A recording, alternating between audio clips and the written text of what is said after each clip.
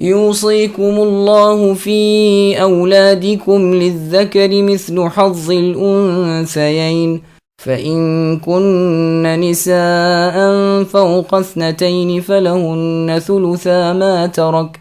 وإن كانت واحدة فلها النصف، ولأبويه لكل واحد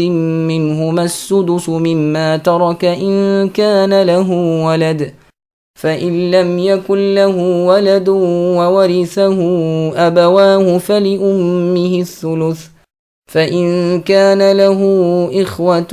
فلأمه السدس من بعد وصية يوصي بها أو دين. آباؤكم وأبناؤكم لا تدرون أيهم أقرب لكم نفعا، فريضة من الله، إن الله